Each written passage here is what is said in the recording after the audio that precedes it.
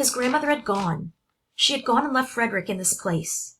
He was only 6 years old, and now it was time to begin working as a slave. Frederick knew that the happy years were over. There were many slaves at Big House Farm. They did many different kinds of work.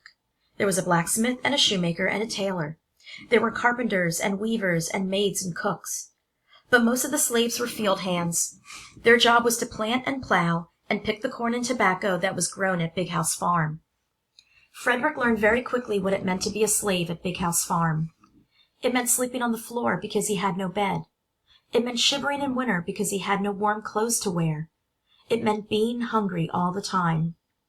Frederick saw the older slaves working from dawn to dark. He saw them whipped for almost any reason, or no reason at all, and he wondered when his turn would come. Frederick was still too young to work in the fields. He swept the walks in front of Old Master's house. He kept the barnyard clean. He shooed chickens out of the vegetable patch. He drove the cows home at night. His work wasn't hard, but as time went on, Frederick grew more and more unhappy. Often he lay awake at night, and his mind filled with questions. Why was he hungry all the time? Why was he dressed in rags? Why was he a slave at all? "Why am I a slave?" he asked Aunt Katy, the cook. But Aunt Katy was in a bad mood. "Go away," she snapped. "Stop asking fool questions." "Why am I a slave?" he asked William the carpenter. "Because that's the way things are," he said.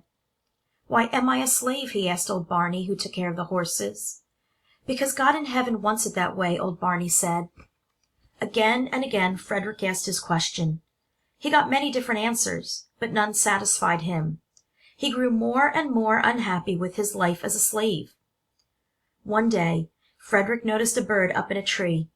The bird was singing as if its heart would burst with joy. Suddenly it took to the air. It wheeled over Frederick's head and flew out of sight. "I bet you sing so pretty because you're free," Frederick whispered. Then Frederick thought up a new question to ask. He asked a wise old woman who reminded him of his grandmother, "Can I get free if I pray for it?" The old woman thought for a long time. "Depends how you do it," she said at last. "Some folks pray with their mouths. Some pray with their hearts. And some folks pray with their feet. Yes, indeed, some folks pray with their feet." Frederick didn't understand, not then. But a few weeks later he heard shouting in the barnyard. He came running, and there was Old Master yelling at a group of slaves. "Where are they?" he shouted. "Where have they gone?" Nobody said a word. Old Master's face grew redder and redder. "I'll catch them," he promised, "and when I do, I'll beat their hides off." Still nobody said anything, except Frederick. "What is it?" he cried. "What's happening?" A man standing nearby whispered, "Your Aunt Jenny and Uncle Noah are gone, boy. They have gone and followed that old North Star to freedom." "What's that?" Frederick cried. "Where?" "Hush, boy." The man's voice was still, soft as wind, but his hand gripped Frederick's shoulder hard. "Do you want to get us all in trouble?" Frederick shook his head. "But what's happening?" he whispered. "Your aunt and uncle have escaped," the man said. "They've escaped to the northern states. Don't you understand? They're free." There was so much Frederick still didn't understand. What was the North Star? Where were these northern states? But one thing was perfectly clear. His Aunt Jenny and Uncle Noah were gone from this place. They were free. So that's what the old woman had meant when she said some people prayed with their feet. Aunt Jenny and Uncle Noah had run away. Frederick stood very still.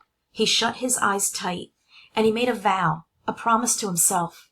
"I don't know how, I don't know when, but someday I'm going to get free, too."